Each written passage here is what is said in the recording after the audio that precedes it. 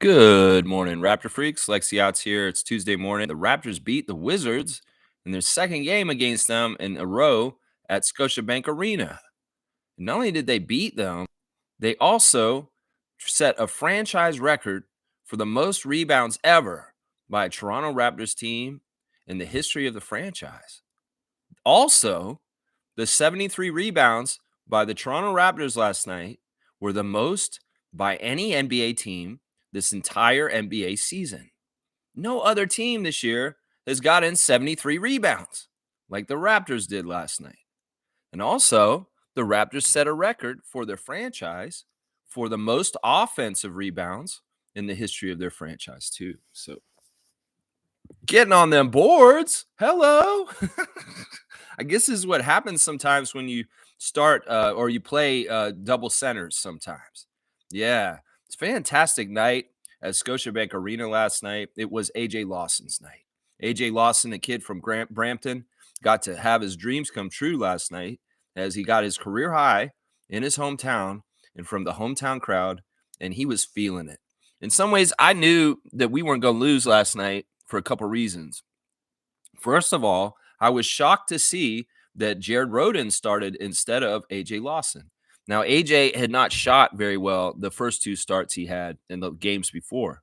It just not a good shooting percentage. And Jared Rhoden needed his chance to have his first ever career NBA start, which was last night. But, AJ coming off the bench, I wouldn't have guessed it. I thought Rhoden was going to go crazy because he was in his first game. And then also, I was pretty sure that RJ Barrett was going to have a very emotional game, and he did because of the anniversary of the passing of his younger brother, Nathan.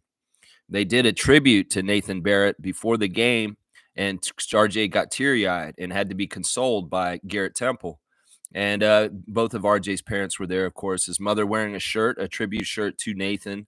And, in some ways, it was really, really classy and awesome of the Raptors to remember Nathan last night.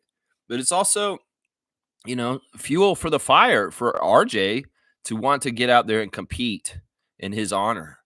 In some ways, I could say the parallels of RJ Barrett and Nathan Barrett, his younger brother, could be seen not by familial ties, but friend ties with AJ Lawson. That, RJ's brother, Nathan's gone, but all of his brothers on this team are still here, including a guy he's known since the middle school and somebody that he's been friends with for a long, long time. And that's what's cool is that in some ways, what happened with AJ Lawson last night maybe was in the spirit of Nathan Barrett, the brotherhood, the friendship of Nathan and Nathan, of RJ and AJ, and him doing that. It's amazing. It's fantastic. AJ Lawson giving all the glory to God after the game, and really putting his priorities straight and figuring out what's going on here. AJ also said that the basket just got bigger at a certain point and everything was hitting. And that's awesome. That's a great place to be when you're in the zone like that. It really, really is. But I knew as soon as I saw the tribute for Nathan Barrett that certain people on this team were not going to allow Canada to lose or Toronto or RJ Barrett to lose. That's right. I knew it. We got real good barbecue minutes last night. We saw barbecue out there. They, of course, played together, all three of them, Barrett, Barnes, and Quickly. And they were fantastic. There was some real good synergy between the barbecue guys, and barbecue was cooking for a little while there. I really, really do like that trio as a team. Fulcrum of center of the team is the three guys, Barnes, Barrett, and Quickly. And I find that the more and more I see them work in cohesion, the more I see the promise of what's happening with the Raptors team right now. So I'm really happy about that. I think it's really, really good. All right, let's get going on the stream today. We got a reaction, and we've also got the classic card, and we've got the Instagram stories. I'll check in on Reddit, and we'll just have a fun time celebrating a Raptors victory, the 22nd victory of the Raptors for the season. I said at the beginning of the year, if Darko can improve off of his 25-win record from last year, it's a successful year to me. So now they're only 4 games away from 26. And in some ways, it seems like 30 may even be possible. Now, we're playing a little limbo lower now kind of game with Philadelphia and Brooklyn.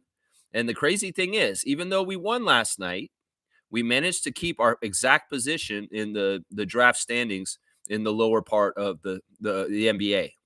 And part of it was because Brooklyn ended up winning last night. The Philly Sixers may have lost, and we may have won, and Brooklyn may have won too, and that kept us right below. But we're all even, really, because the way it is we're 22 and 43, and they're both 22 and 42, and that means we have one more loss. So we're just a half game below them. But we are still sitting in the fifth lowest position in the NBA as of now. Now, I don't really care if we flip with Brooklyn and Philly in the Atlantic Division standings. Some people would say no, because it's a race to the bottom, and we don't want them to have a better chance to get higher picks. Yeah, I get that. In some ways, I get the anger, or you hate the Sixers so much, you don't want to let them protect their pick. I get that mentality. I totally do. But also at the same time, I do really kind of want to get like maybe 6 or 7. I don't necessarily want to be 5th. If we can be 7th or 8th, I'm fine with that too. So we'll have to see how it all plays out. In some ways, once again, the ping pong balls are what decides this. We could end up being 5th and still have to pick behind either Brooklyn or Philadelphia due to the ping pong balls. So, standings watch is going to be important right now. And even when they win or lose, we're going to see how it affects for the end of the night where we're sitting with the ping pong balls. That's just the way it's got to go for the rest of the year. All right, so let's see what's going on with y'all in the chat. Trevor J's first with his words of wisdom. God is never done with you. He always is giving you the opportunity to do the right thing, giving you the opportunity to improve. There you go. There you go. God is saying that we're all works in progress completely all the time. And nobody's perfect, but you can try and be a better person all the time. And trying to be perfect is probably not healthy anyway. So it's good to be kind of a person with faults, but you're just trying to do better over time and become a better human being. That's a great word of wisdom. Thank you, Trevor J, for that. Trevor's saying that the Raptors franchise record, 73 rebounds. It sounds crazy, honestly. 73 rebounds. In fact, we had 4 guys that got double-doubles last night. 4 of the Raptors got double-doubles. And that's not very common, honestly. That is not very common. 4 guys with double-doubles and rebounds and points. Usually, if there's multiple people with double-doubles, somebody's got to assist in points double-double, like a manual.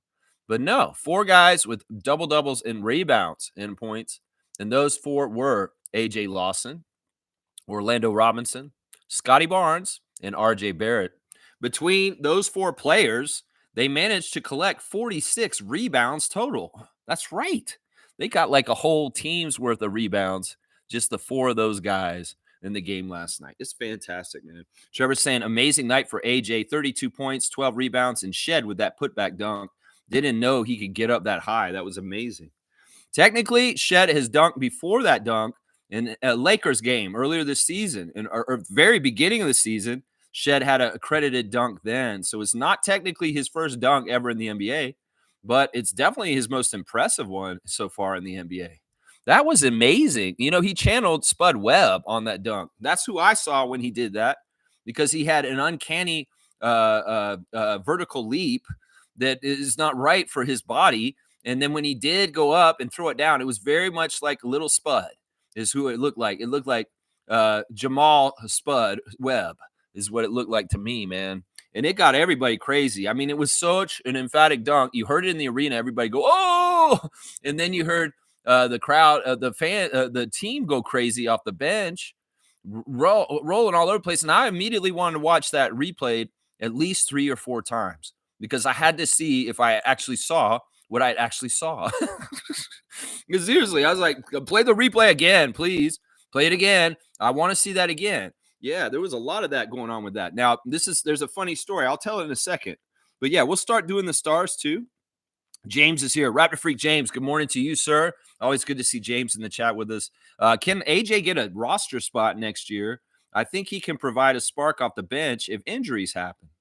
He's technically got a roster spot right now. I know he's a 2-way, but that is a roster spot. This kind of stuff from last night doesn't hurt his case. I think that in some ways we've already thrown Battle into long term because he's got a couple years on his contract now. Jared Roden is on a two-way contract that is for next year also. So Jared Roden will be around next year, at least into training camp, depending on how he does. If he's shown progress and done well, he could stick around. And AJ may be in the same boat. That's the thing. AJ Lawson's a weird player in some ways. He can be feast or famine. As much as they were talking about with Jordan Poole in the broadcast last night, Alvin and Matt, that Jordan Poole can be all or nothing for you. He can either be all or nothing. Well, AJ's the same way. And last night was an all night for AJ. But he had 2 nights before that where he shot 5 of like 30 for the 2 nights together. And that's no good in some ways. I'm all for more Canadians on our team and AJ Lawson being on our team next year, James. I think that he's got a very good shot that he could be involved in the roster next year. We'll have to see. We'll have to see. Always good to see James. Monique is here. Good to see the Superfan Mo. She was at the game again last night. She just does not stop going. She's gone to 3 games right in a row this weekend. Fantastic stuff. Monique, really, really good to see that you were down there catching up with everybody and being around the team and bringing the good vibes. Good morning, Raptor Free crew. Finally, I can catch a stream. What a whirlwind of a week. Days, go Raptors. Miss everyone. Let's keep climbing. There you go. Yeah, Mo has been very busy. A full-time super fan with full-time schedule of work she's putting in to go to the big event, We the World, and then all the games since. So, Mo, you keep striving and achieving and keep going. And we love you, Mo. And I'm always happy that you get to go to games and you get to see big W's for the Raptors in person, especially when it's a hometown hero like AJ Lawson. Really, really good. All right, Kaz is here. This is somebody I specifically really wanted to talk to this morning. Let's see what Kaz is saying. Good morning, everyone. We got that W and the family had a blast at the game. That putback dunk by Jamal had the whole arena going crazy. What a dunk. Yeah, I was so happy that Trucker Cass and his family got to go to such an impressive game. In some ways, it was a little worrisome considering it's the second game of 2 in a row against Washington. These are 2 very bottom of the standings teams, and the quality of play could be pretty bad. But boy, did the Raptors give a show for Trucker Cass and his family. At halftime, he checked in with us, and I said, Cass, this is what I said to him specifically. This is so crazy. I said, Kaz, I hope Scotty gets a big, huge dunk for you guys in the second half and you guys get to see it in person. And then maybe RJ. This is what I said. Well, not too long after I said that, in the third quarter, Scotty got a big dunk. He went to the basket and threw it down. And then RJ tried a dunk on this next possession, but he didn't get that one. He got fouled. And then it was just on. A whole bunch of guys started wanting to dunk. AJ Lawson went in and got a really nice dunk. And then Sheddy. Wow. Shed did that putback dunk. So there was a lot of good highlights in the second half, and I felt good because it's like, this is exactly what I wanted for Cass and his family, is a bunch of really memorable plays by players. And in some ways, Trucker Cass got to go to AJ Lawson night, the night that AJ Lawson threw down 32 points for his hometown, a Canadian playing for the Canadian team. And I'm going to tell you this right now. Our Canadian guys were standing on business last night. RJ may have not had a big game, but boy, did he let people know there will be no disrespecting of Toronto, Canada, RJ Barrett, and the Raptors. No. That's right. He got in Keyshawn George's face real early in the game. And he taught that youngster. He said, listen, man, you can't be standing over Jared Roden and acting like you're a badass like you just did because, listen, you want to be on Team Canada? Don't fuck with me because my dad is in charge of Team Canada. I don't know if he said that exactly, but RJ probably in some ways has a mentorship role with Keyshawn George because of their fathers playing with each other on Team Canada, right? So there's a familiarity already. So when RJ got in Keyshawn's face, it's not totally animosity. It's guiding. It's guiding as a friend and saying, look, young Rook, you don't do this. You don't do this like that. And there was definitely some stand-in for Toronto by AJ and RJ. And those 2 guys in particular last night had a real fire to them, a little bit different than the rest of the Raptors. They really did. But yeah, man, good job by our Canadian guys. And that's why today I'm wearing my Canadian maple leaf in honor of our Canadian dudes standing up for Toronto in adversity. And RJ was feisty, man. He was ready to go at it with anybody last night. And I think Giamidis and Derek Collins were like, you know what? He's emotional. It's the anniversary of his brother's passing. And you know what? Let's just let him sort through his emotions and let's not get all mad at him or give him text or anything. Because RJ was a little bit aggressive with getting in people's faces. And normally the refs might tech people be real sensitive to it. But I think Petraeus was very sensitive to the situation in the anniversary, which is nice of the refs to be like that and allow RJ, who's normally a very good citizen on the court, but a fiery one, to have a little bit of emotion and work some of it out. In some ways, the way RJ played and him getting like that is therapy for dealing with the loss of his brother. So it is a very interesting aspect of the game. Let's see. Bryce is here. I'm so glad that Kaz and his family had such a good time at the game last night. It really warms my heart when people that don't go to games all the time, like when we heard that Nins went to the Philly game against the Sixers, Raptors and Sixers, and they won, and they were there to see that.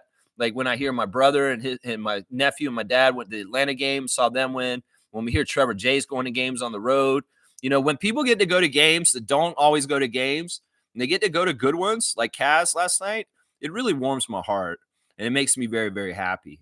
So I'm very, very glad that they had a full day at the zoo and then they got to go to a classic. Honestly, this is in some ways a legendary game yesterday, the AJ Lawson game. And Kaz can say he went to that game for the rest of his life. So that's amazing thing. That's a beautiful thing.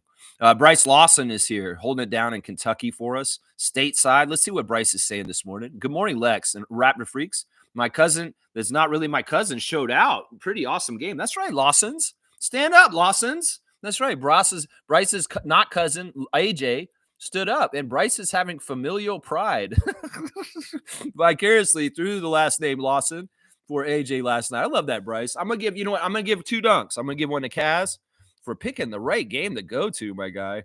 And I'm also going to give Bryce a dunk for having Lawson pride. How about that? This is good. Lawson pride is in the house. Where's Kaz the trucker? Where is Kaz the trucker? He's on here. I know he is. What is this going on? Is he at the bottom? Oh, yeah, there he is. He's down here. His 5th dunk, 15 points for Kaz. And where's Bryce Lawson? I want to get him too. Bryce is on 15 also. You guys are running next to each other in the run for the dunks. So both of y'all have 5 dunks for the year. Good stuff. Good stuff. All right, let's see. Trevor's saying, this team already is good with all the pieces we have right now without a draft pick. Yeah, but I do also see where somebody added in will really, really help us even more. And, we'll see. I really do feel like you're right. I mean, it's crazy. We're playing we're not playing our best team right now, and our guys are very capable, and they're not playing bad basketball. That's the other thing that's really cool. They're limiting turnovers, and they're playing very well together, and they're playing very hard on defense for the most part. And those are great signs considering they have so many injuries. It's almost like we have the team that's playing, and then we have the team that's hanging out with Brandon on the bench in street clothes. It's kind of very interesting that. And I yesterday I said, yeah, we're probably going to try and lose tonight because of Jakob being held out of the lineup. I mean, that's a sure sign that, like, yeah, we're slumming. We're kind of like pulling punches. In some ways, yeah, that's the set the tone. Yeah, we don't necessarily want to win tonight. You Pirtle's sitting out and he's healthy, but they did want to win. And it's the Wizards. And, well, they did it. They did win. MJ's here. Good to see MJ. Fiercely Soft Sarah's in the house. Good morning, fam, and happy Tuesday. Congrats on the win, and happy AJ Lawson showed us what he was made of. Such a great addition to the main roster. And barbecue, also fun to watch. Wow. Yeah, I love, Emmanuel and RJ have a really strong chemistry because it's been built up with the Knicks over years. And you can see, like, these guys know where each other like to habitate on the court. And it's second nature. Sometimes Emmanuel or RJ may not know exactly where the other one is, but it's like they have eyes in the back of their head and they can get the ball to them in a safe way. There's still a lot of passing, not necessarily in this game, but in the game before when against Washington, where the passes are lazy and they're cross court and they're easily picked off. And that's been a problem with people like Jordan Poole taking them out of the air and going the other way. But they had it cleaned up last night. There was one play in particular where RJ scooted across the top of the key to Emmanuel for 3, and it was just beautiful. And it was just that is the chemistry built up between Quickly and Barrett. And it's just badass. Even Scotty has his little chances to interact with RJ and Emmanuel, and it looks so good. Like RJ and Scott really do fit so well together. You know, the naysayers, the idiots, the jerks, the people who try and pull the Raptors apart probably started a campaign early on that RJ and Scotty can't play on the same team.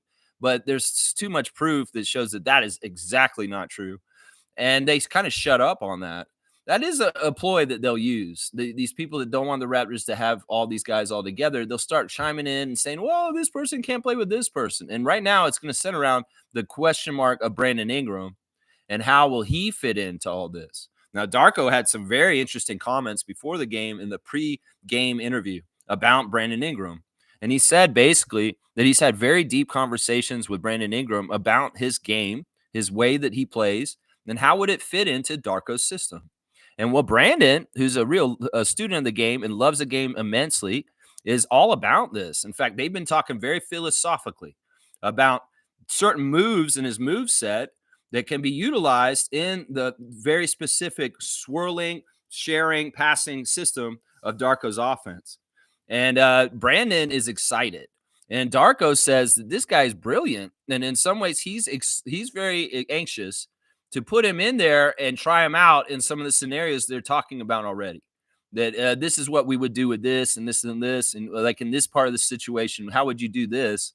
And Brandon's like, well, this is when I would do this kind of shot. You know, this is exciting. And Brandon's engaged. And Darko's like, this guy is completely fitting with our team.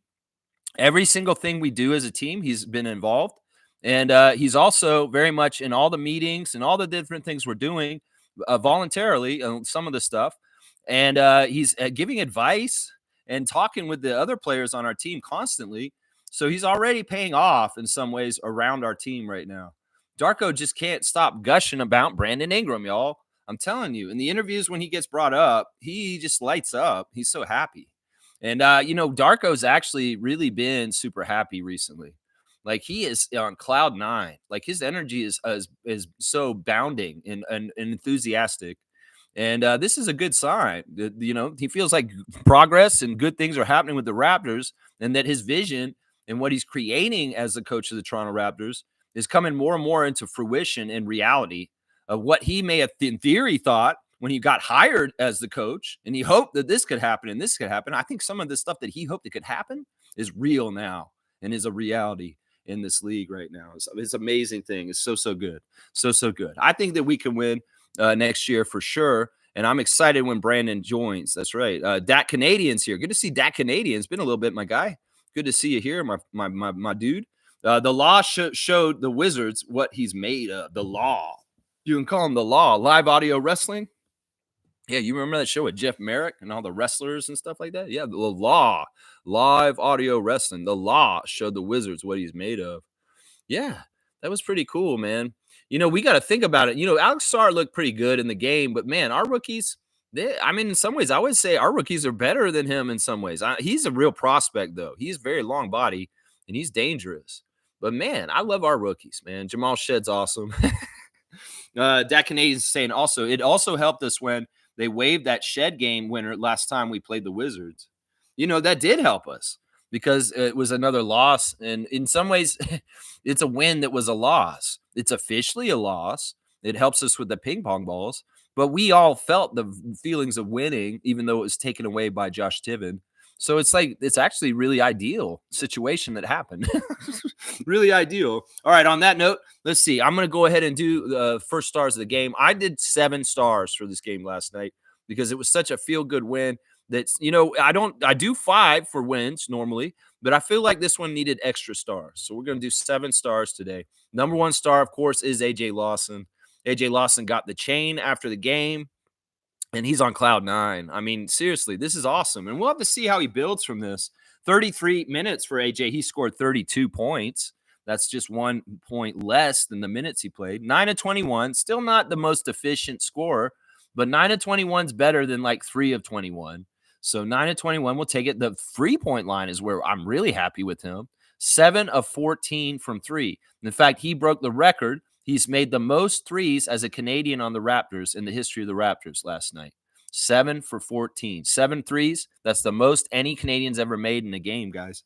7 of 11 from the free throw line. 12 rebounds, including 3 offensive, 1 steal, 1 turnover, plus 15, 32 points. Darko joked after the game that he would have liked AJ to sprinkle a couple of assists in there. he's like, 12 rebounds, 13 points. I would have loved him to sprinkle some assists in there. I think that's funny as hell. That's really funny. But yeah, AJ also becomes the 3rd player ever in the history of the Raptors to score 30 points off the bench. And he joins John Wallace and Donyell Marshall on that list. So yeah, he's also the 4th Canadian to ever score 30 points for the Raptors in a game, joining Corey Joseph, RJ Barrett, Chris Boucher, now AJ Lawson. So just a couple of fun facts there. These are mostly from Kurthika of TSN. I want to give perfect credit to the person I'm aggregating from. My second star of the game is Orlando Robinson. Orlando Robinson got a double-double starting at center last night, and he was very effective last night. In fact, he was the highest plus-minus for the Raptors last night at a plus 17. 13 points, 11 rebounds for Orlando, including 7 offensive rebounds. So the Wizards, that's the way you get so many rebounds. You get your defensive rebounds, and you get the rebounds from your side too. When you miss, you get the rebounds because the Wizards had nobody in there rebounding. It's an indictment of Alex Sarr, honestly, that they could not get any of these rebounds, and we were offensive rebounding all around them. Yeah, it's pretty bad. But Orlando Robinson was fantastic. 5 of 9 from the field. He hit 1 of 2 from 3.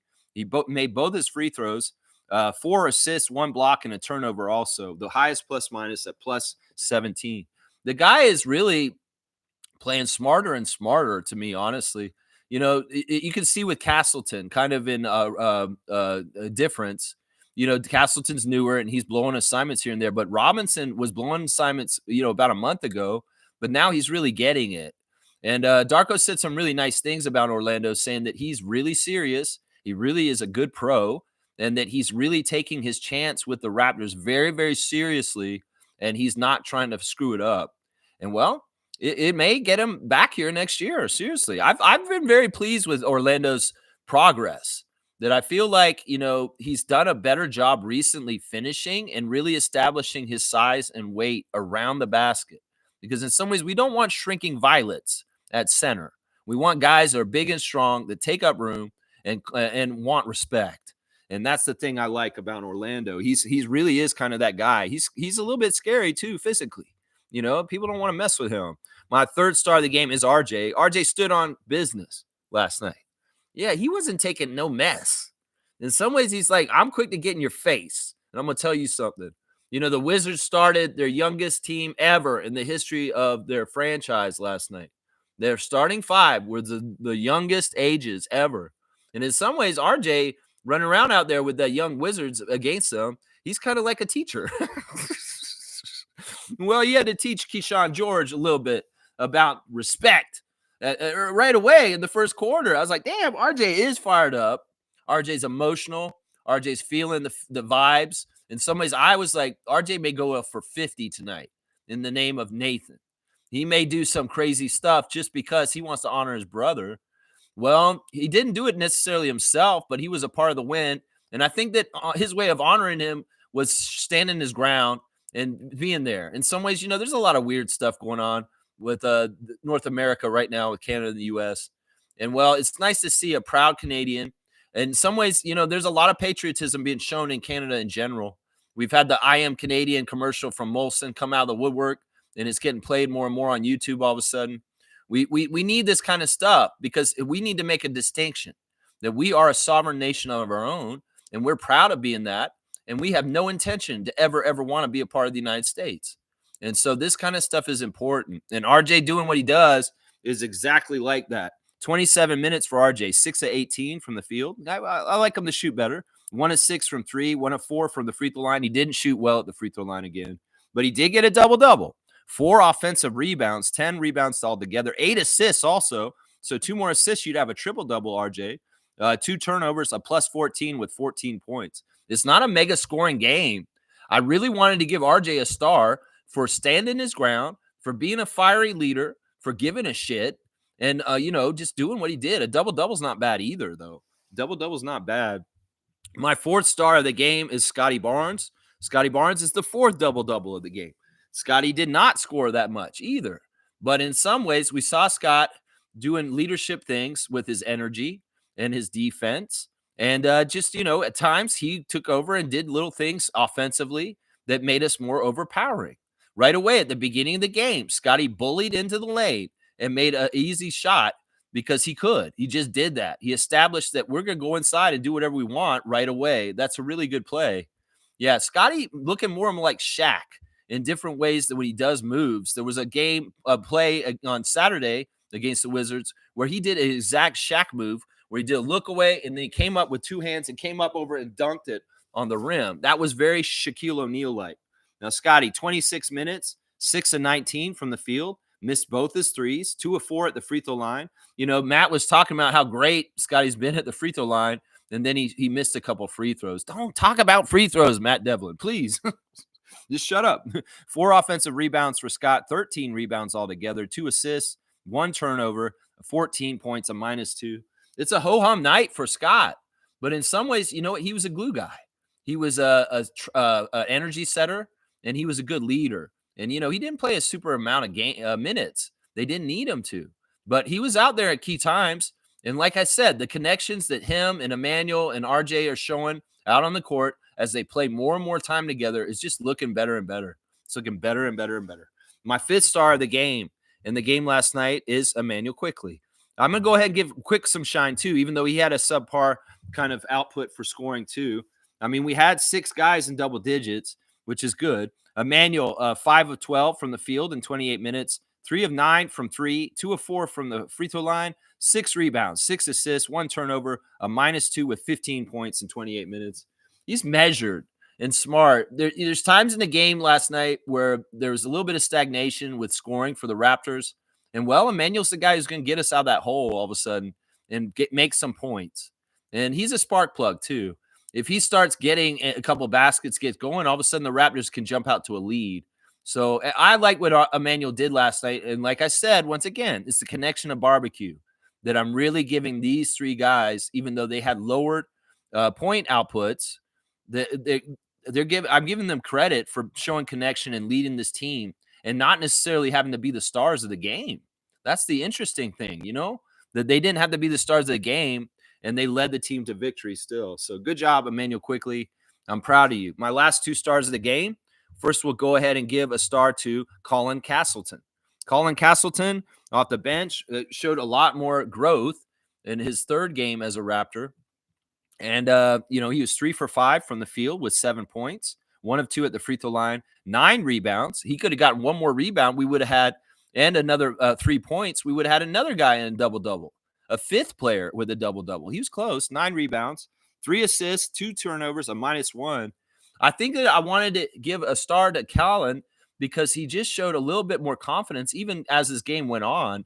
In the beginning, a little shaky, sheepish, but he started to get more confident in the middle of the game, and he had some really nice offense and just really good on defense and rebounding and keeping balls alive. He's a very useful player. I just wish he would be stronger, and I wish he'd just continue to go in that confident area. Now, part of it is he doesn't really know the Raptors players very well, having only been around less than a week. And, you saw that in some of the plays where he's wanted to drop the ball off to A.J. Lawson on a cut, and A.J. doesn't finish the cut, and it's a turnover. So there's a little bit of miscommunication, and not really knowing the tendencies of his teammates is really screwing up Castleton in some ways.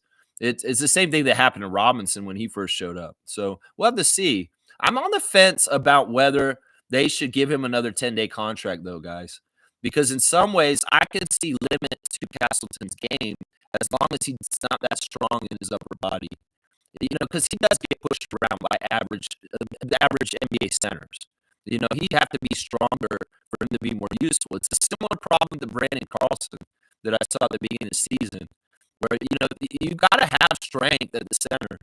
Orlando Robinson has strength, but Colin Castleton doesn't necessarily have the right strength, is what I'm saying. We'll have to see. If they put him on another 10-day contract, I won't be upset. But in some ways, I kind of want to see somebody else come through too. is what I'm saying. My last star of the game is Shed. I had to give Shed some shine, especially for that dunk. It's crazy. 27 minutes for Jamal, 4 of 9 from the field, 0 for 3 from 3, 4 rebounds, 1 assist, 1 block, a +5 with 8 points. Nothing too crazy with the stats, just that dunk. And, showing a very heady veteran leadership as the backup point guard. Once again, I have talked over and over again about how it's so nice to have a cerebral backup point guard that's actually understanding, getting different guys involved in the game and not necessarily just worried about himself, because that's who Jamal Shed is. In some ways, he may not score a whole lot, but he will get everybody else on the bench lineup, get them going. And I like that. Let me go ahead and do the last couple guys. Jared Rhoden's an honorable mention. He wasn't bad. He was a +10 with 11 points in 26 minutes, 3 of 9 from the field, 3 of 8 from 3, 2 of 2 at the free throw line, 3 rebounds, 1 steal, and 5 fouls. Yeah, Rhoden wasn't horrible. I had to pick one guy to be the odd man out, and I just picked him for this time. Garrett Temple came in for 9 minutes, and it took 1 shot and got a rebound, 2 rebounds, 2 assists, and a steal, a +12. So Garrett didn't really contribute in scoring, but he was solid out there, and the time he was out there. Jameson Battle had a weird game. He had a weird game. 2 for 6 from the field, 1 of 4 from 3, 3 rebounds, including an offensive rebound putback, which was awesome. 5 points, a +7. He undercut Bilal Coulibaly, and it was nasty. It looked really, really bad the way Bilal fell on his head, and he did not return to the game. But yeah, it was nice to know that he was mostly okay, though. But yeah, Jameson was really upset about that happening. He acted like his mask got hurt or he got hurt or something. But I think he felt like he's in trouble because he probably was really scared he might have paralyzed the kid, honestly. So he went to the back after that. And I was like, man, Jameson. Well, Jimmy just went and looked at it. They watched it on the cartoons, and they said common foul. They didn't say it was a flagrant or anything. They understood that Battle wasn't really trying to hurt him or anything. There was a little bit of a push there. He was a little bit of undercutting, to be fair. But in some ways, the way Coulibaly fell was not really because of Jameson Battle. And thank God he was okay. That's the most important thing. But yeah, it was funny because Jameson kind of ran to the back, acted like he was hurt from his mask, but he wasn't hurt from his mask. I think he was embarrassed, and he was really worried that Coulibaly might have really seriously hurt himself. Thank God he wasn't that bad, but there were a lot of different guys having to leave the game and go to the back for different reasons throughout this game. And also Bub Carrington had to go to the back for a little while there. Battle went to the back for a little while there. It's just this time of year, and as Alvin said, at the end of the year, guys are nagging injuries. They stack up, and in some ways there are more injuries this time of the year. So that's just how it goes. So there's your box score for the Raptors and my stars of the game. 7 stars of the game. AJ Lawson, number 1, baby. Number 1, baby. Kareem saying, a philosopher once said, when you attack the rim or crash the boards, only good things will come of it. Shed. I wish players did this more often. What's really impressive with that Shed putback is he was in the land of the Giants, and Tristan Vucevic was right there. He was interesting. Vucevic is a good player. He really killed the 905 on Sunday afternoon. And then he came into this game, and he built off of it. In some ways, Vucevic, I'm impressed with this kid. He's got a good 3-point shot, and he is very, very much big and tall. Yeah, Vucevic, 6 of 15 from the field. 2 of 8 from 3, made his only free throw, 7 rebounds, 2 assists, 1 steal, 1 block, 5 fouls, 15 points for Tristan Vucevic. I'm pretty sure he's not related to Nikola Vucevic. I'm pretty sure. I'm not totally sure.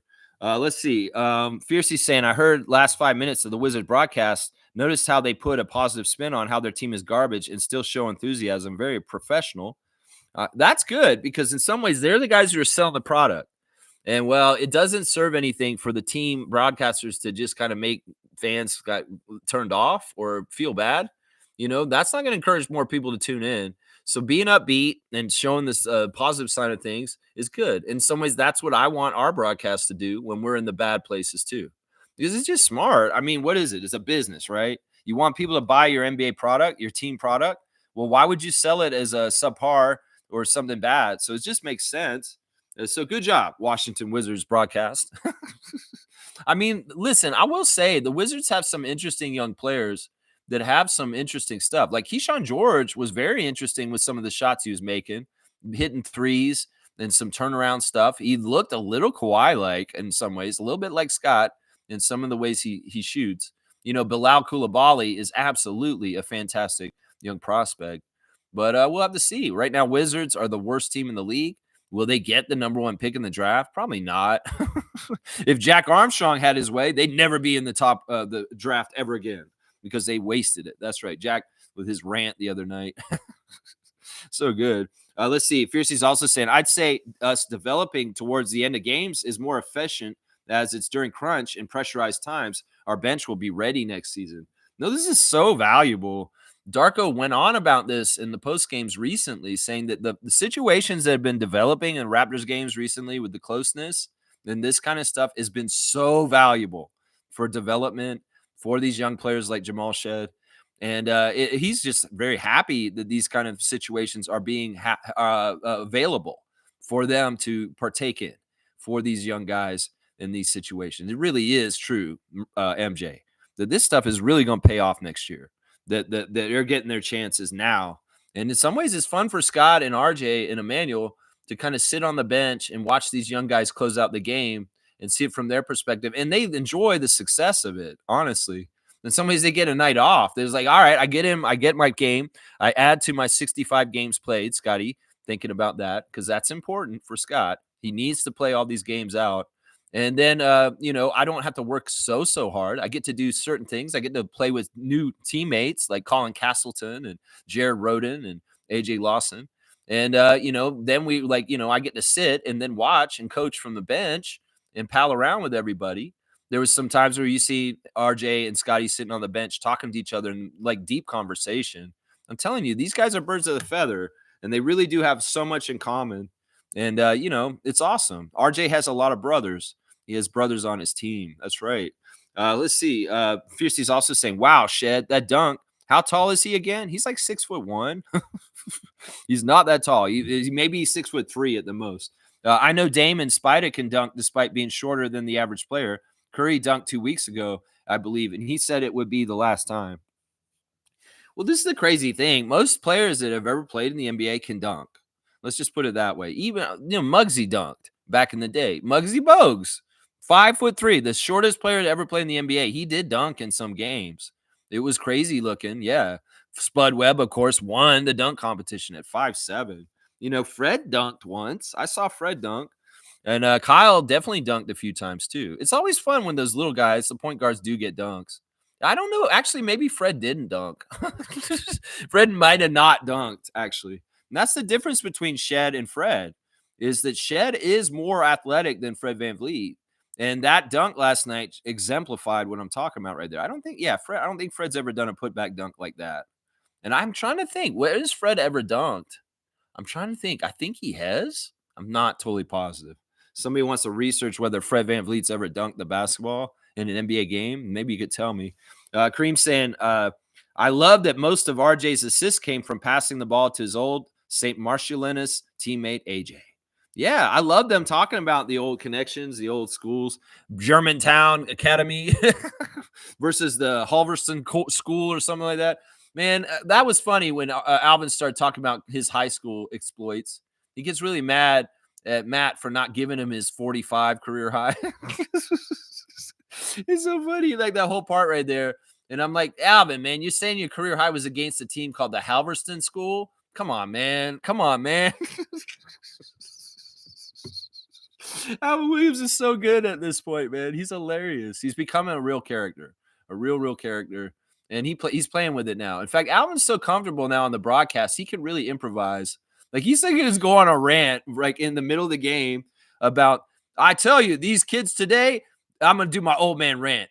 These kids today, they complain too much. Like back when I played, we never complained like this so much. And I'm like, oh my God, Alvin does sound old man rant right now. But in the middle of it, AJ goes off and he's like, oh, wait, I'm going to get off my soapbox because AJ's kicking so much butt. And I'm just going to give props to the young man instead of getting all riled up about complaining. I mean, it's true. These guys do complain a lot. Like Scotty, in some ways, has reined it in. He used to be worse. He's kind of picking his spots here and there. Like, all right, first of all, the game last night, the refs didn't blow any whistles. They let them play so physical last night. In fact, it was dangerous, some of the physicality they were allowing with no physical, like no whistles, no nothing. There were at least 2 or 3 times that Scotty and RJ went to the basket and got fouled the hell out of it, and they didn't convert the basket, and there was no whistle. And they were looking around like, what the hell are you doing? Like, are you going to call anything tonight? In some ways, that's the tone that Giamidis and Derek Collins set, and Matt Boland, that they were just like, we're not going to call a lot of whistles tonight. You guys are going to be very physical. If you're going to make baskets, you need to just make the baskets through the contact. In fact, there was that one play where RJ went to the hoop, and he was so strong. He literally deflected the guy off of him, and he went flying out of bounds, and then he made the layup, and he did the pose immediately after. That was so badass. I was like, that dude is my guy, because he literally threw a guy out of bounds for the Wizards to make his basket, showing that strength. And I was like, that is so strong what he just did. So strong.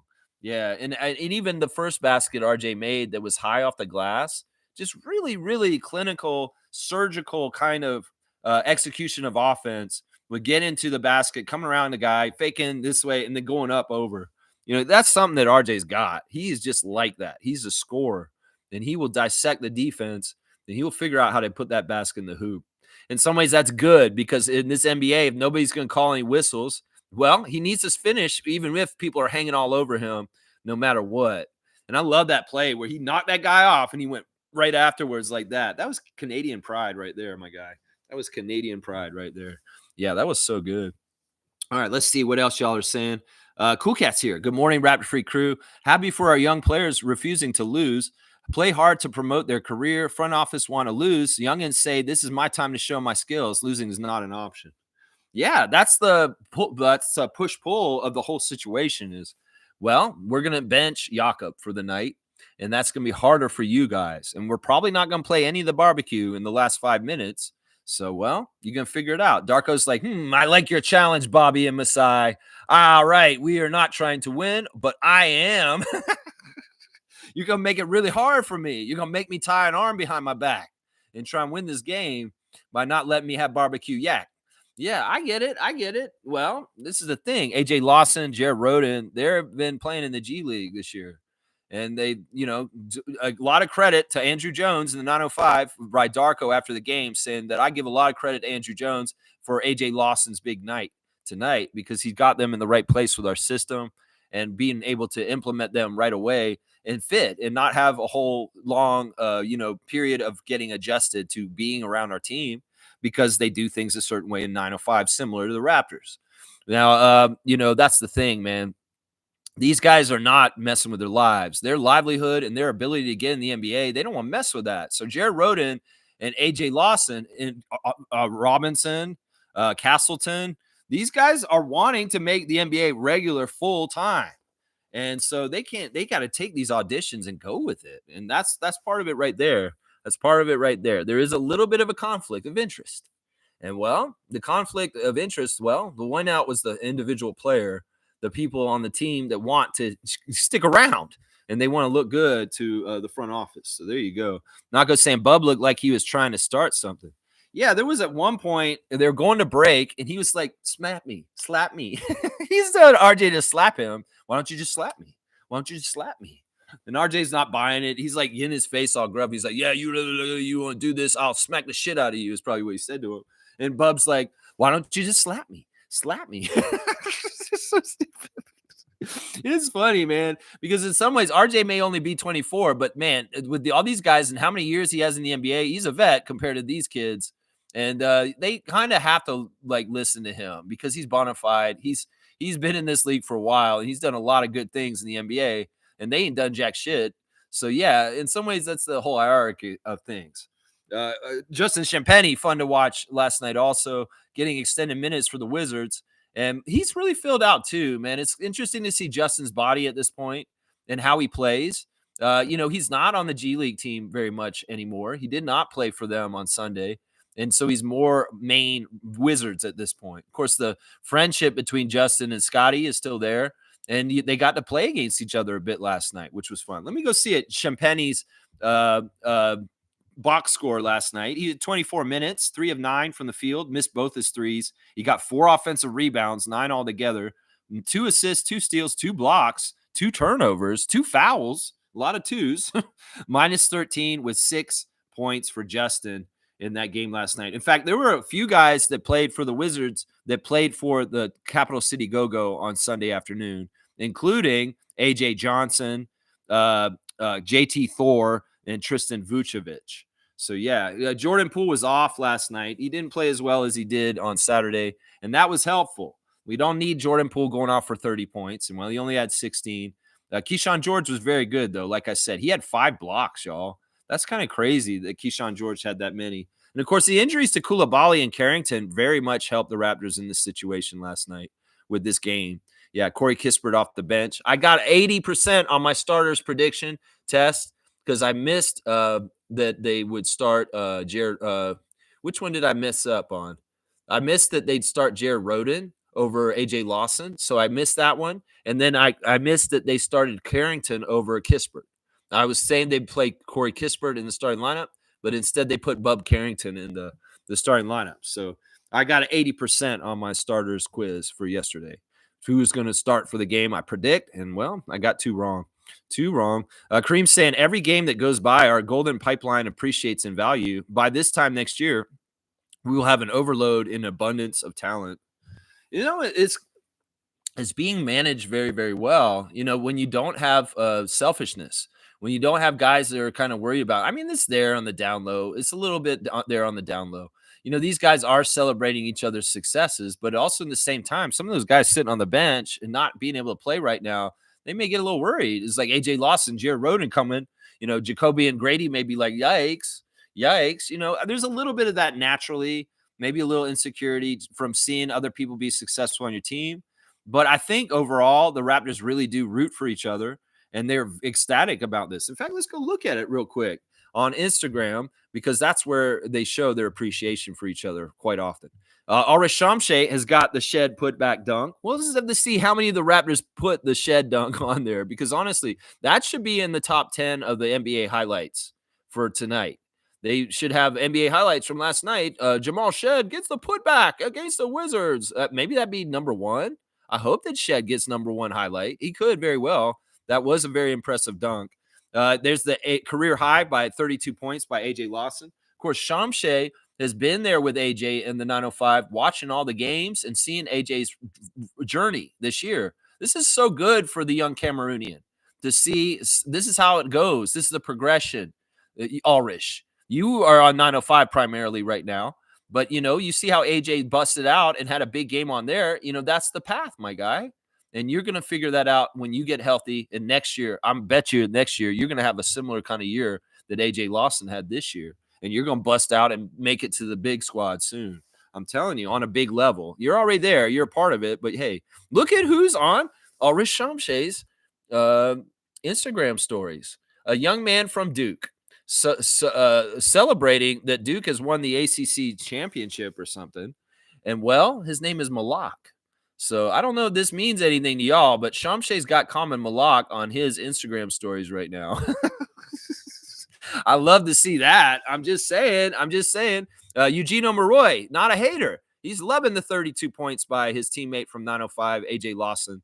He loves it. There you go. Jay Nathan is all right. This is something I didn't talk about yesterday because it kind of came out afterwards. But there's a carpool karaoke with Lindsey Dunn, with Jacoby Walter, and Jamal Shed. And they're singing Michael Jackson's "Do You Remember the Time When We Fell in Love? Do you remember the time when we first met?" Yeah, Michael Jackson, that song. And Jamal's like, "Do you remember this song, Jacoby?" And they're singing it in the car with Lindsey Dunn. It's awesome. It's so good. And I'll say Jamal Shed has some pipes. He can actually sing, man. He was hitting that Michael Jackson note pretty good. I'm not going to lie. Well, they're in trouble with their other rook, though.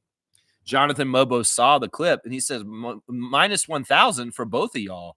So there's some sort of like scoring system that the rookies are doing to each other this season where it's like different people lose points for different things. Like when Jacoby said the word that he said Kobe at the end of the game. When he hit the game winner, he said Kobe. He hit the game winner. It's like they deducted him like minus 1,500 or something. Well, Jay Nathan has adjudicated that there's a minus 1,000 to Jacoby and Jamal for the carpool karaoke with Lindsey Dunn. That's funny, man. But Jamal thinks it's funny. Jay Nathan's like laughing at them for doing that and singing. But yeah, he has the putback back.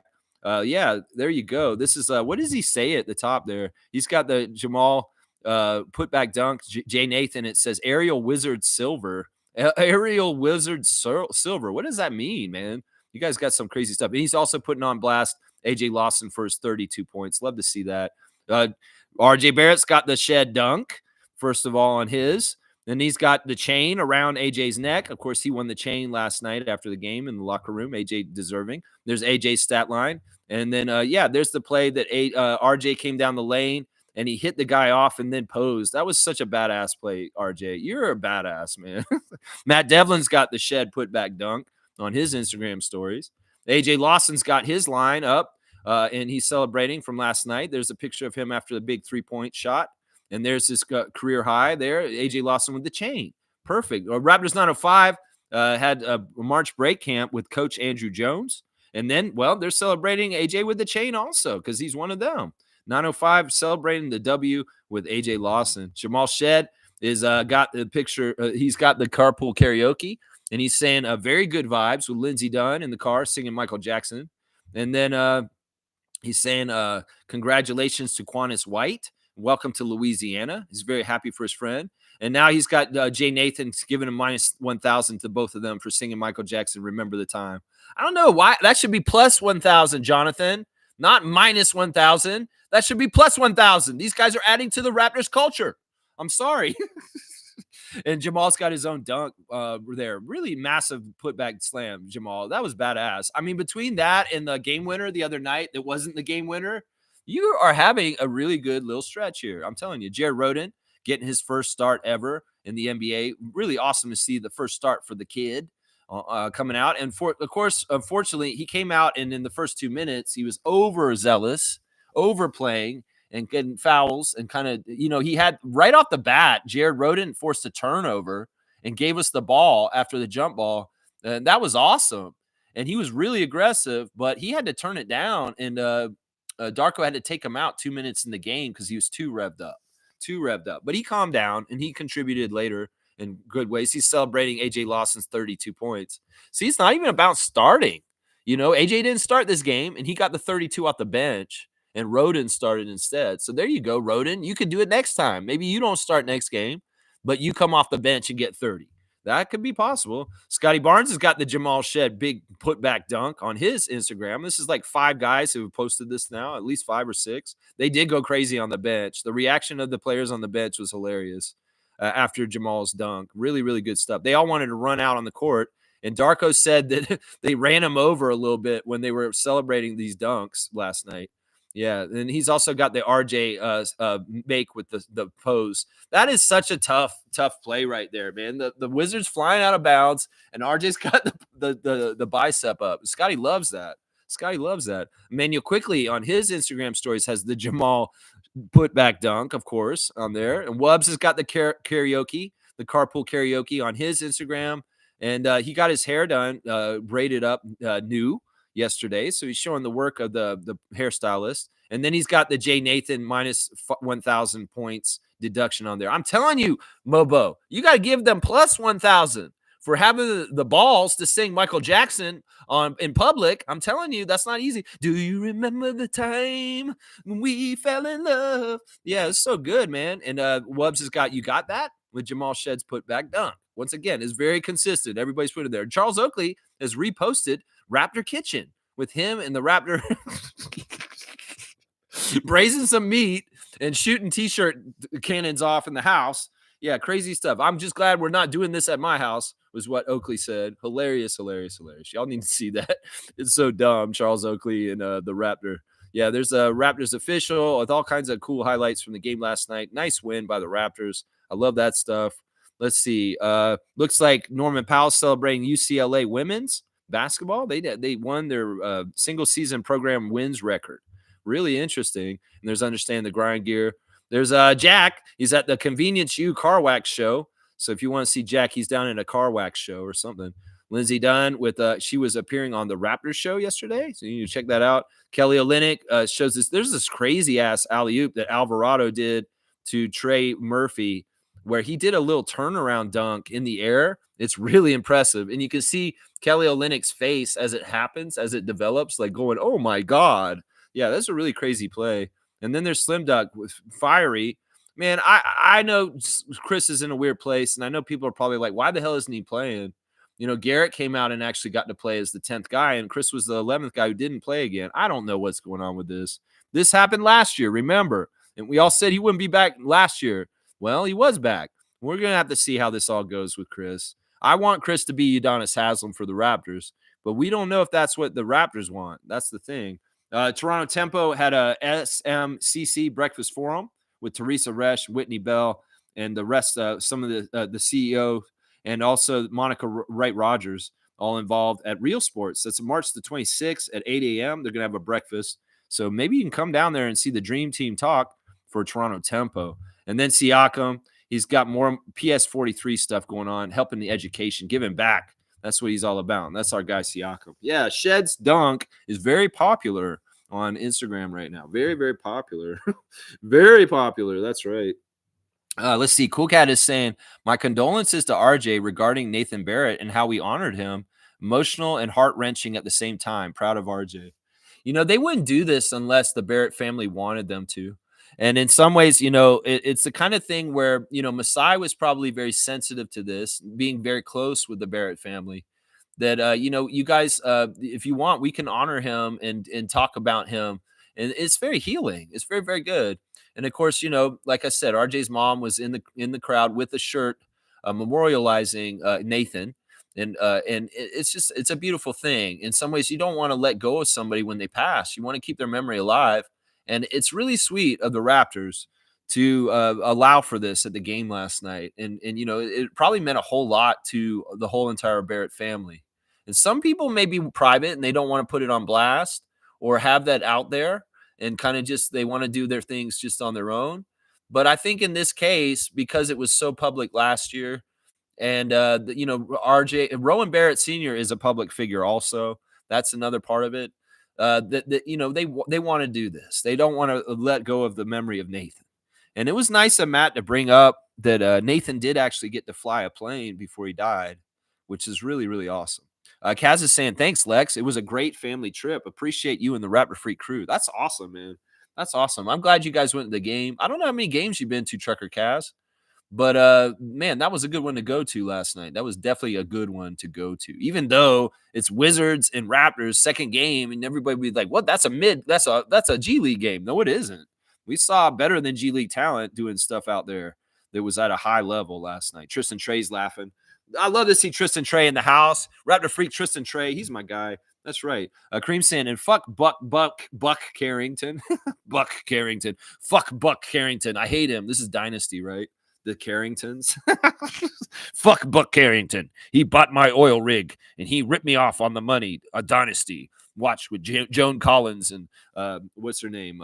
Evans. Linda Evans. Buck Carrington. Ooh, Buck Carrington. Ooh. He's only hyping up because he knows RJ wouldn't knock him out on the court. Fake tough guy. He just looked like a kid that was being silly. It's like he's like, why slap me? I was like, RJ's laughing at him while he's talking to him. He's like, man, if I slapped you, you go to the hospital. Is probably what he said to him. he's like, slap me. It's whatever. It doesn't matter. That I thought that was hilarious. I'm proud of RJ for showing fiery tenacity and standing up and like not backing down. And I'm also proud of him for showing self-control and not biting on it and actually slapping the shit out of him. Kaz is saying my wife was listening and she said, thanks for the kind words. That's awesome. Well, I'm really happy that you guys went and you had that moment and those memories. It really is like you have such great memories from going to Raptors games and different things. I mean, I can go through the Rolodex of all the years and different kind of games that I have in my head and different special things that was at. It's so awesome. And you get to say, yeah, I was at the AJ Lawson 32-point game. and that is special. That is special. Very, very special. Most saying AJ's dance in the locker room. It's very nice to see a kid from here do this. Seriously, this is full circle. In the 30th anniversary year, the culture of the Raptors is stronger than ever. And I appreciate Masai and Bobby and the people that run the Toronto Raptors for really embracing this side of what we needed to establish and build. I feel like in some ways, the Raptors organization has been so successful this year in building real culture with our alumni and our 30th anniversary. The Vince Carter stuff this year has been top notch. And this is really great because I'm telling you right now, some of this Raptor pride that we have for our team right now overall, it wasn't there at this time last year. And it really has been ensconced and built up this season with all the returning alumni and the showing of pride of being a Toronto Raptor from the past. People like Tracy Murray, TJ Ford, Jose Calderon, Grevis Vasquez, Matt Bonner, Jason Capono. These guys come back and they do stuff around our team. And Antonio Davis, JYD, Muggsy, some of the regular ones who always did it. And then some of the ones who didn't do it much have come back recently. I'm telling you, it really has been fantastic culture building this season for the Raptors franchise. And I don't want to look back. We keep building this culture going forward. 35th anniversary. Let's think about that. 50th anniversary. What kind of stuff are we going to be doing that year? Now, I want to tell people this has been a purple year because this is a 30th anniversary year. Don't expect the purple next year is heavy. Maybe in the city edition, but we're still a red and black team. And that's the way it should be. Trust me. I know a lot of people out there really want purple to be our regular main color, but I do not myself. And I think that the team doesn't either. That's the past. And in some ways, we want to move forward into the future instead of moving backwards into the past. Now, it's great for nostalgia. It's great for special nights. It's great for bringing it out every once in a while, but it shouldn't be our main jerseys. And I still stand on that. And I think that the franchise believes the same thing. Now, I could be wrong. And this summer, all of a sudden, the Raptors do a complete jersey redesign and they're not going to have the chevrons anymore, and something totally different is coming for the Raptors. That could very well be true. We'll have to see, yeah. Saying Wiz pulled their starters too. Yeah, they wanted some development time also. They really, really did. But that doesn't matter. It is what it is. It is what it is. Yeah. All right, let me see. What else is going on here? Smooth is here. Good to see Reggie. Happy that AJ had a career game last night. It solidifies him as an NBA player. It will be hard for him to crack the roster in Toronto, though. Yeah, I think you're right. I think it would be hard for him to, we'll see. We'll see. The thing about with AJ, this is what I'm going to say. He's not consistent. He can be a very high volume, low efficiency player. And that's the problem. It's really, he's got to figure out how to be in smaller doses, helpful as a role player. He's not going to get the chance to be the top guy like last night, every single game he plays. It's just not how it is. In some ways, AJ Lawson has similarities to Gary Trent Jr. Let's just put it that way. He can be really, really on and crazy like last night. And then there's going to be nights where he's like, other nights is what I'm saying. Yeah. Yeah. G saying they broke a franchise rebound record of 73 rebounds last night. I know. It's fantastic. Most rebounds of any team in the NBA this year, too. No other team got that amount of rebounds in a single game this year. That's right. Stargate saying for about 2 or 3 weeks, I've seen Scotty holding and rubbing that right hand a lot during games. He seems to have an ongoing hand issue. Hope it doesn't escalate to something more significant. Yeah, this is the thing with Scott, and I realized this a couple weeks ago. Scotty really cares about getting 65 games. And in some ways, a lesser player, a player that doesn't really care about that would sat way more. Scotty probably should have sat some games in certain ways, but he's playing hurt. And it's on the down low. We can tell he's playing hurt. In some ways, Scotty's not going to say he's hurt. He's not going to act like he's hurt. When they ask him questions in the media about, are you hurt? He just says, no, I'm fine. Nothing wrong. But he's lying. Quite often, he's beat up and hurt in certain down low ways all the time. But he, in some ways, doesn't want to let that be known, either for the other team or whoever. It's also because he wants to deny that it's happening because he wants to continue to keep playing. So, there was, he was actually questionable for this game or the game on Saturday because of hand contusion. That was the technical thing. Questionable for the game, hand contusion. So this is true. This is something the hand in particular he's been holding at times. Sometimes it's because he goes up for a big rim jam and he hits his hand on the rim. He's holding it a little bit afterwards like that. But I don't know. I mean, Scott knows his body the best, and he's playing effectively, and it's his right to decide whether it is. I don't know if it's a really serious, threatening injury for long term. Dr. Alex wouldn't let him play. So I think that it's just a little kind of normal kind of hand sprain or contusion, and he's able to play through it, and he wants to, and that's the most important thing. Like other players that are at his caliber may have a hand injury like that and say, "No, I'm sitting for sure," and want to sit out. But I think that it's really important for Scott to get 65 games. So he's in denial whether he is hurt or not. He's just saying, "I'm not hurt. I'm not hurt." La la la la. He's like, "I'm not listening. I'm not hurt. I'm not hurt," is what he's telling himself. But yeah, I worry about that too a little bit, Stargate. I do. But Scotty knows himself best. Let's just put it that way. Fiercely saying, glad Kaz and family enjoyed. Lex, our rookie, stepped up earlier this season when we had so many injuries. They had to learn how to close out games, though. Now that's what we do. So proud of them.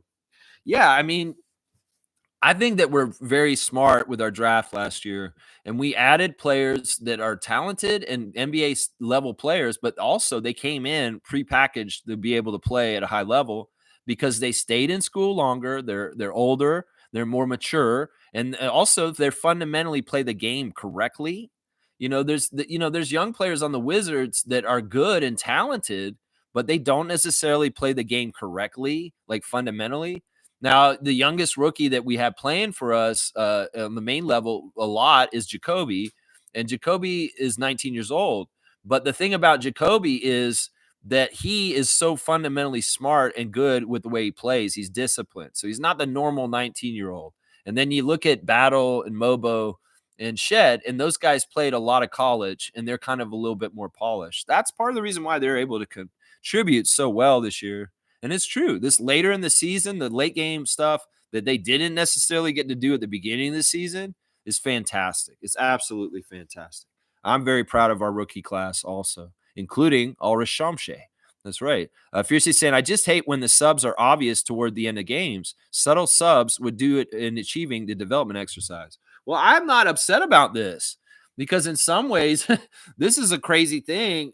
By doing what we're doing right now with tanking, or like not putting our best lineups out at the end of the game, we're building a confidence from the bottom of the roster up. And in some ways, it's being very successful. That's the thing. We can not play barbecue and yak and certain players at the end of the games, but these guys are so good. They're coming up, the rookies, and winning the games anyway. And that's awesome. That's really kind of ideal, honestly. Not ideal to Tank Nation and ping pong ball enthusiasts, but ideal to people who love the Raptors and the future that's coming up, because these young players are getting such crucial and very valuable development time late game situations. And they're usually game situations where, they're close recently. Last night wasn't as close, but this is still very important because they pulled those guys with a good amount of time in the fourth quarter for them to be out there and really having to learn how to keep a team down with a lead. That's really important learning for those young core too. And I like the lineups when we have like four young guys and then there's Scotty, or four young guys and then there's RJ. And we see those guys kind of lead the team out there at that time. And they're kind of like the emergency safety guy, just in case the youngsters get kind of frazzled or not really or playing the right way. That's why you have like RJ out there just to settle things down and get a basket if the young players are not doing as well. And to a lesser degree, Garrett Temple comes out there and he helps keep things kind of orderly also. So yeah, a barbecue out there as leaders of the young squads, as the only older player, experienced player. That's fun. It's fun to see Scotty run a team with Jared Rhoden, AJ Lawson, Orlando Robinson, and Colin Castleton. It's fun. It's fun. Yeah. Let's see. Trevor's saying Darko's smiling because he knows Raptors tornado is coming to blow your court up. Man, it's fun. It's fun. And I can tell, like I said, Darko's really on cloud nine. He's very, very smiley and happy in the interviews lately. He really is feeling success, and like he's really excited about what's happening with this Toronto team. That next year is going to be a really interesting year, guys, because some people we'll have to hear how the offseason pundits gauge us. They may not give us a fair shake. Some of them may. Some of them may see the writings on the wall and understand what's coming with the Raptors franchise next year. But some of them probably still put us in the bottom and just say, yeah, they're going to be horrible. They're not a very good team. They don't have a lot of talent. Well, they're going to get surprised next year because we're going to be a playoff team next year. I guarantee it right now. They're going to be a playoff team next year. This team is too good. And these rookies are coming along really fast. That's what I'm saying. Nako's saying, Judge Dredd, the law. Judge Dredd, the law? What is that, man? The law? The law. That like from the Judge Dredd movie or something like that? The law.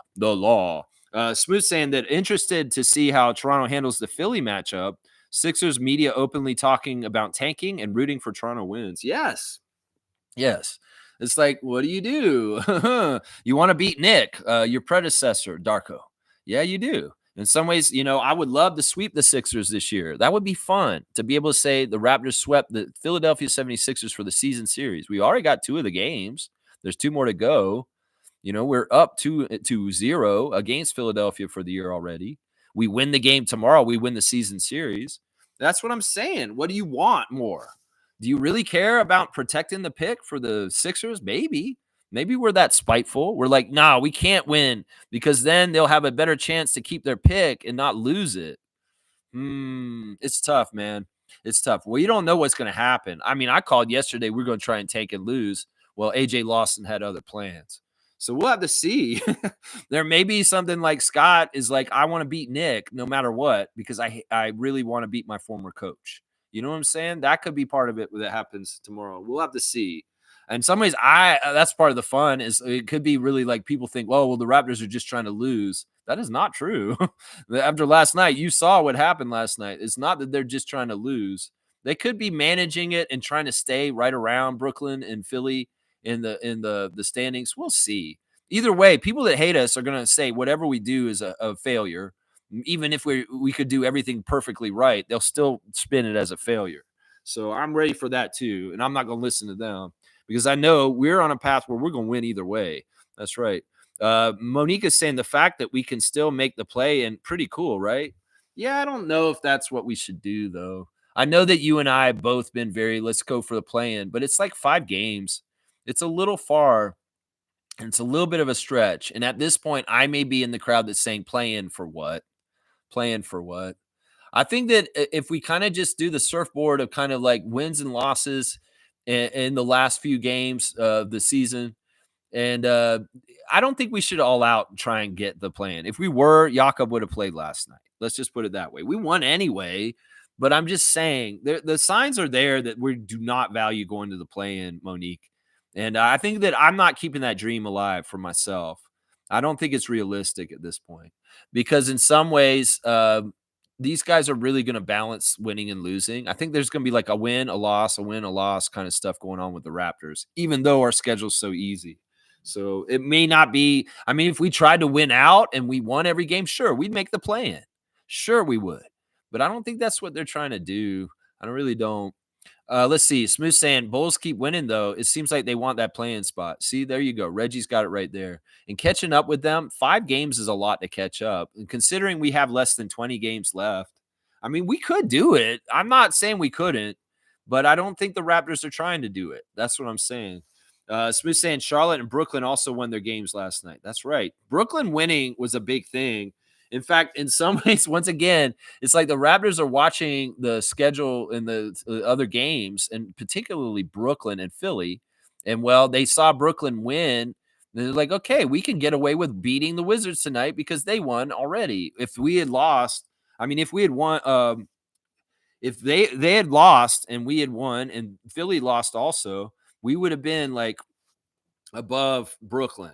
We would have been above them in the standings. And I don't know. I think it seems like they are trying to slip just underneath them, even though the competitor in me doesn't want to be at the bottom of the Atlantic. And I would love to not be at the very, very bottom. Somebody would say, well, why you want to be mid, Leo Routens? Huh? You want to say that? I don't know. I'm just saying maybe it's a competitor in me. And I want to see Toronto not at the bottom of the Atlantic Division. I want to see them in the middle of it. It's the best they probably do at this point. So I don't mind being above Brooklyn and Philly. And some people will be like, that's a fail. They're going to get a better chance of the draft than us. So be it. They fail at the draft. We don't. Let them go ahead of us. They can get some of the busts out of the way, and we'll get the player we want. That's what I'm saying. I don't know. We'll see. Nako saying Maxi still in. Yeah, yeah, sure. Still, surely we're better than Philly. I think Maxi got shut down for the season. Seriously, he's not playing right now. Nako, he's not playing. I'm pretty sure he didn't play last night. Just so you know, Orlando also lost to Houston as well. Orlando's really bad. Like seriously, Orlando's broken right now. Seriously, there's something really, really wrong with the Magic. They're not supposed to be like this right now. Seriously. Kareem saying, so what's going to happen if Cooper Flag opts to stay in Duke? Seems like the Hornets get number one. He would remain with the Blue Devils. Yeah, he doesn't want to play for UNC. I don't know. We'll have to monitor this. I don't know if Cooper Flag's like that. If he really does have like a proclivity to want to play for specific teams and not specific teams, and that he would hold out of the draft over that. I don't know. I don't know. I mean, if everything's going according to plan, he's a Wizard next year, right? At the bottom. That's right. That's right. Let's see. Geez, the audio. What's going on? Is my audio messed up, Nako? Is it not that good? Seriously, I'm trying to fix sometimes my microphone's a little weird, and I don't know. It should be. I'm not rattling anything. It shouldn't be too bad. Hopefully, I do try and pay attention to the audio and trying to make it better and better. But hopefully, it's not bad today. Maybe you could tell me if it is. Let's see. Smooth saying also that East play in is reality in that the East play in really is a default position. Other than Chicago, no one wants it. Yeah, I'm all about that. Tristan saying Castleton rebounds more aggressively than O-Rob. I would say that. Yeah, maybe. It's just that he's not as strong, and maybe he just doesn't understand positioning very well in certain ways on defense with us right now because he's out of position quite often. He's not in the right place for shoring up our defense the way we're supposed to. So he really is still learning everything about what Darko likes to do. Most saying stars of the game for her, AJ, Orlando, Scotty, IQ, Colin, RJ for pushing through Jamal. There you go. Similar list to mine. Fiercely saying, indeed, I mentioned it in the chat yesterday. Castleton is not very strong. And as a former dancer, I noticed his amazing posture. But O-Rob, much stronger and a better suitor as a backup to Jakob. Okay. Is it saying that I'm glitching? You hear a robot voice? Okay, your audio is bad, Lex. Started at about 10. It just is a time reference. 10 in. Okay, you sound like a fish as I typed it. I think the audio is good now. Okay, sorry about that. I don't know what's going on. That would have been the internet that was not letting me come through right. I've had audio problems from time to time, but hopefully it's not too bad right now. I see that most of y'all are still here, so hopefully it's all right. It sounded like I was underwater. Okay. Fred dunked in his high school once only. Okay. That's interesting, Isaac. Thank you for the information. I'll go ahead and put that as a dunk for you, telling me that Fred dunked in high school once, and that's it. Okay, where's Isaac Campbell? There he is right there. That's your third dunk. You got 9 points now. There you go. Let's see. Blackhawk saying, doesn't matter that Jakob is benched because O-Rob and Castleton have to do the bare minimum as a center for the team to be successful. It's not that hard. Well, I would say it matters if we're playing a higher caliber team, but we're playing the Wizards and they're having all their vets sitting out too. Then yeah, it's not as necessary to have Jakob out there. But that is a symbolic thing for the last 2 years of when we're not trying to win, is if Jakob is not in the game. Because often we do lose if he's not playing. Like our record without Jakob is really bad this season. Well, we added a win to that column yesterday, at least. Reggie saying dunking takes out a lot out of your legs. That's why point guards don't do it. Yeah, I could see that, especially shorter guys. You got to get up there and do what you do. Smooth saying don't get too attached to Ulrich. He's not long for Toronto, in my opinion. I don't like that. Why would you say something like that, Reggie? I'm gonna give you a strike.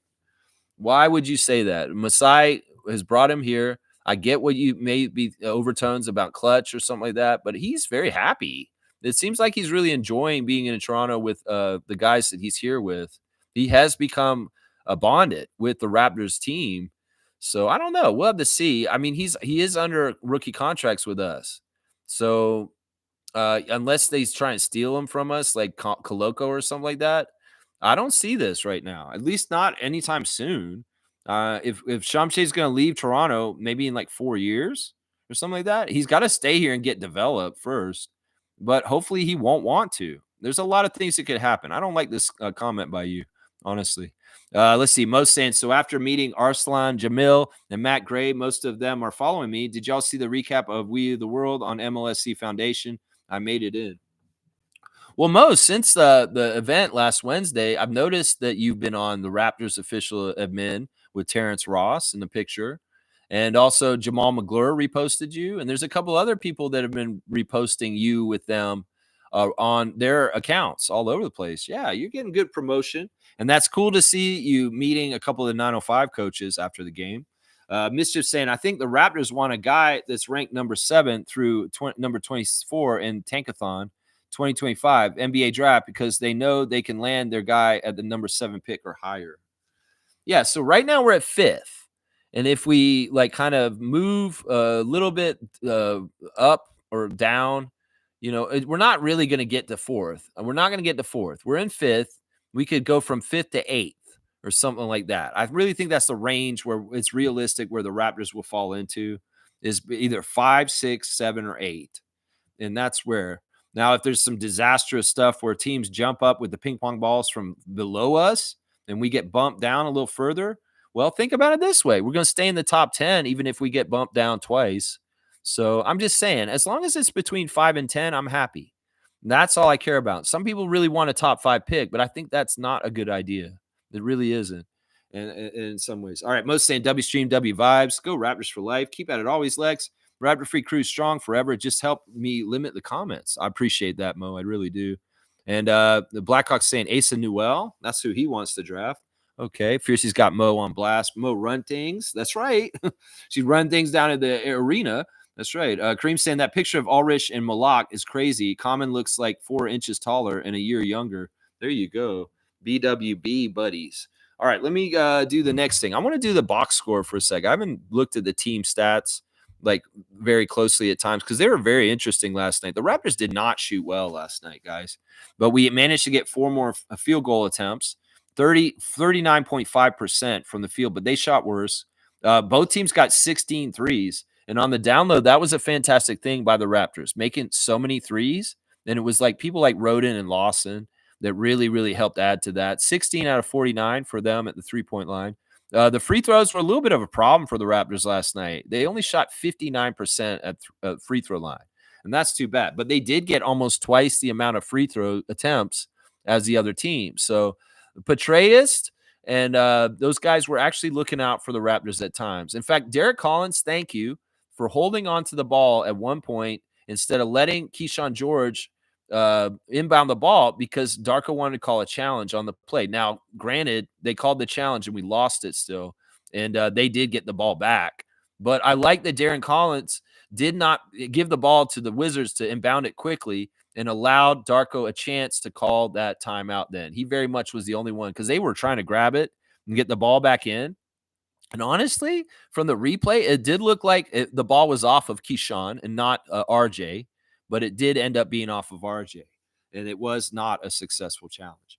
And it is what it is. Rebounds, amazing. 73 rebounds for the Raptors, 28 offensive to 54 for the Wizards. That is huge right there. 26 assists. I love to see that.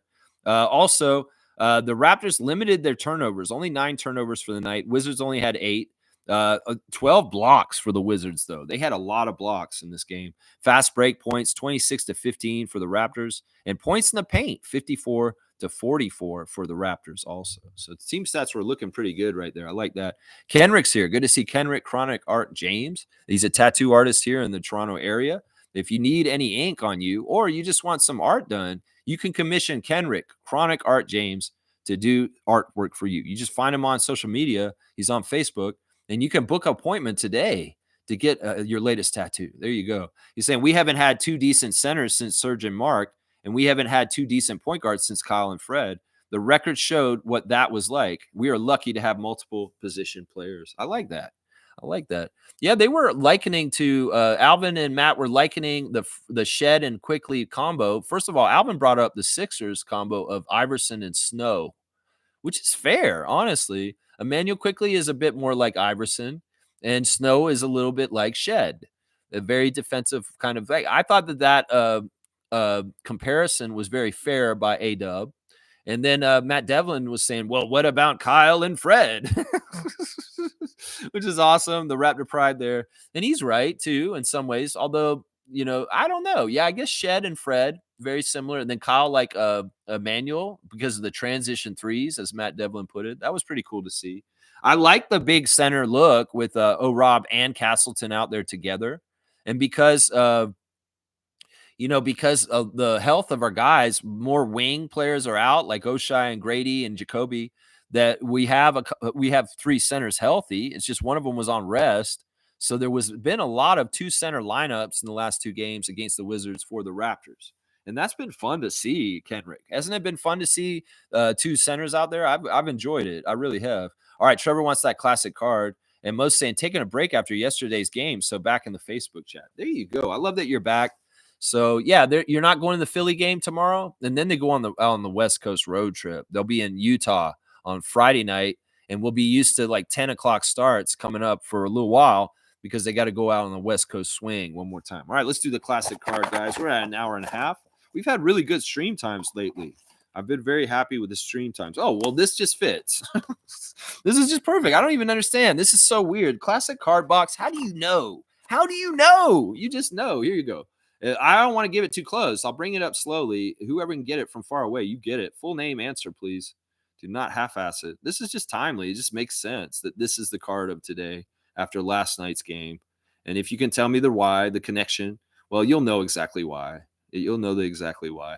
This is the right card for today after last night. There you go. Slug Easy's got it. This is, of course, Dallas, Texas zone. One of the shortest players to ever play in the league. Slam dunk champion Spud Webb. I just said his name earlier. I said Jamal Shed did the Spud Webb in the game because it looked like a Spud Webb dunk. Getting up there, that little guy getting up there and doing that. Yeah, that's Spud Webb. And see, you can see the relation of how big he was.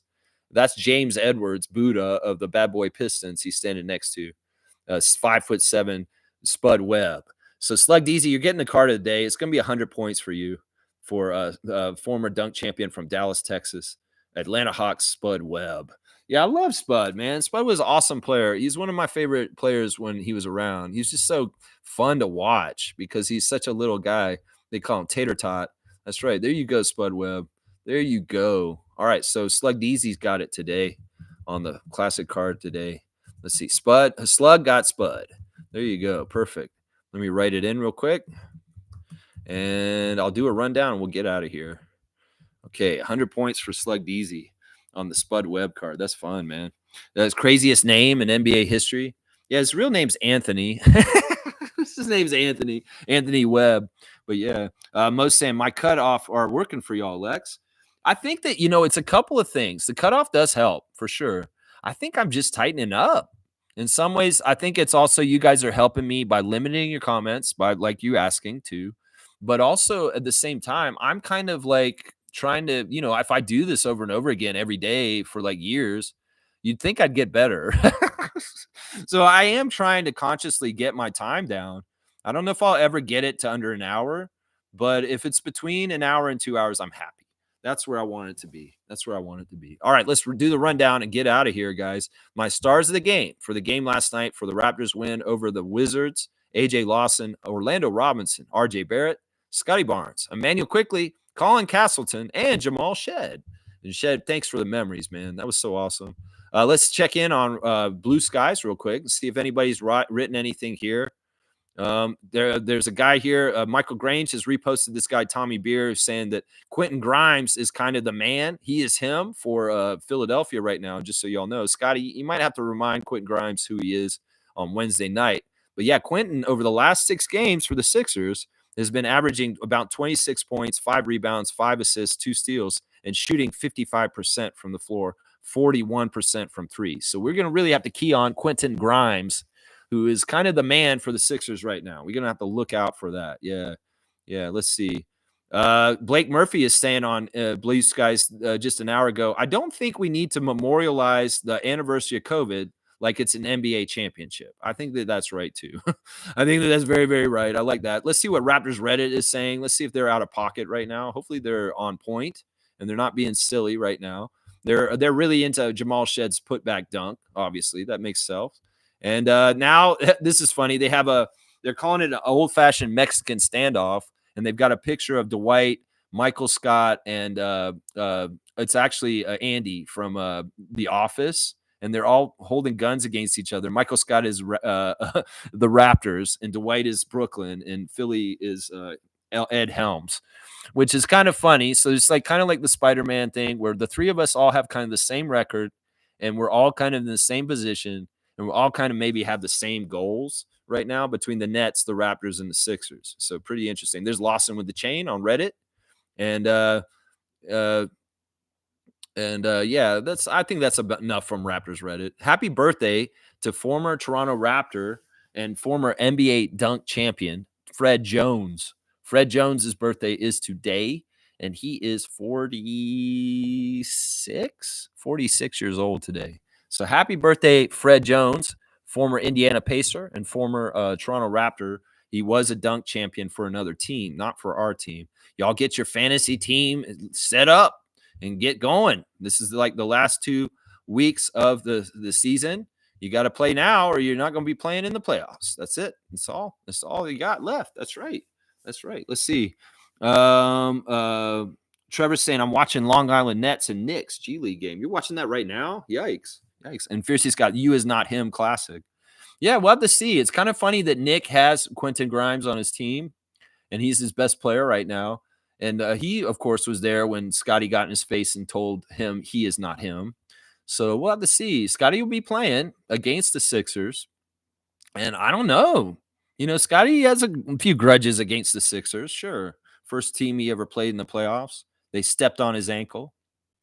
Yeah. His former coach is there. Yeah. There's a little bit of gumption there. I want to beat the Sixers tomorrow.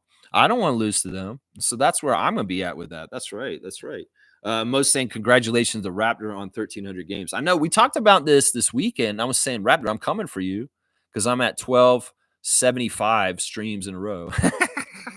I'm gonna be at 1,300 streams soon. So, Fiercey saying, Lex, how many games Scotty has played so far? Is he close to the 65 games target? Yes, he's on track to make it. It's just that he can't miss more than 3 games now.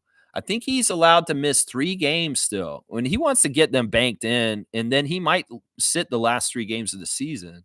I don't know. He may be like, I want to just play it all out and get over 65, but he wants to make 65.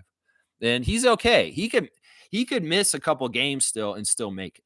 So yeah, he's in good shape right now. It really was, that's the thing that's kept him playing in all these games this whole season. So the rule's working. Seriously, in some ways, like a player like him, if he's just had nagging injuries, he might sit, but he cares about his contract and money and getting achievements and getting 65 games and being able to be in postseason awards. Because, in some ways, even though our team is really bad record wise, his individual play is substantially awesome. He has an all-round stat play that's incredible. He's in the categories with people like Giannis and Jokic. So he's doing individually really amazing things, if not scoring, all-round play with getting stats in all categories. It makes him kind of all NBA level, but the scoring and the record aren't there. He may not get those kind of shine, but we'll have to see. He's playing for it, and I admire him for trying to play the 65 minimum. People like Joel, they're not going to make it. There's a lot of other people that are high level that aren't going to make it. And I'm glad Scotty is committed to that. Yeah, all NBA team potential for him defensive side. Yeah, that may be where he gets the consideration. He may be going for a defensive team nod and what's going on right now. If he makes all defensive second team, that could very well happen. And that may be worth it to him right there. That may be worth it to him because he does want recognition for his defense. And he is one of the best defenders in the league. He honestly is. We know that. All right, y'all. Thanks for watching me today. A reaction to a fantastic win over the Wizards. AJ Lawson, you're awesome, man. I love to see dreams come true. And that's what he said after the game. This really was a dream come true. As a kid from Brampton, growing up watching the Raptors and loving the Raptors, he dreamed about playing for the Raptors one day. Well, you played for them last night, and you got your career high in the NBA, 32 points. I love to see dreams made. Hometown hero, hometown guy, come made it good by coming out and playing like this and getting the W. Fantastic stuff. And thank you, RJ, for standing for us, standing for our city, standing for our country, standing for all Canadians in the game last night. RJ Barrett, you're a hero, and you are a strong, strong man. And I you know what? We miss Nathan. Everybody misses him, and always the condolences to the Barrett family in their grief. And as time passes on, the memory of Nathan Barrett will never ever fade, is what I will say right now. All right, y'all. I appreciate everybody watching me. I'll come back tomorrow for a preview of the Sixers and the Raptors. Tomorrow, game 3 of the season against this team for the Raptors. Here at home, Nick Nurse will come back into Scotiabank Arena and coach his team. So we'll see how it happens. And as Alvin said, hopefully the GROAT will be there too. Of course, he won't miss a trip to Canada. So Kyle Lowry, we'll say hi to you too, even though you'll be wearing street clothes and you won't be playing in the game. That's right. Okay, you want me to sing a little bit of Journey at the end here? Steve Perry is tough, though. He's the one guy that I don't like try to tackle too much in karaoke because he's hard. He is hard. Don't stop believing. Hold on to that feeling. Street lights and people. Whoa. All right, stop while you're ahead, Lex. That's bad, man. That is bad. Yikes. Let's go, Raptors. Yeah.